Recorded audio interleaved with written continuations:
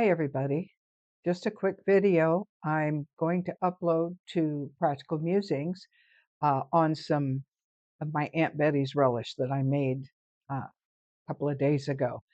I'm going to be adding more in. I'm getting ready to work up pie filling, which you will have uh, information on as well.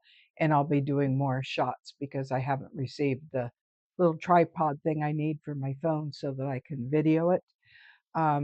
But appreciate your patience. It's a work in progress, and I should say in process. And so I'm getting there slowly but surely. And I hope you're all having a great weekend. Again, I'm just going to, I had to put something together so that I can edit this and get those still shots in there for you. And also well, I'll show that on something else, not to worry. But wishing you all a great weekend, sending love and blessings to all of you, especially my dear friend Loretta over at Mother's Tarot, who's recuperating after a procedure she had on her leg yesterday.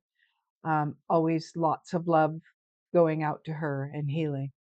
And on that note, I will see you next time on BJ's Practical Musings.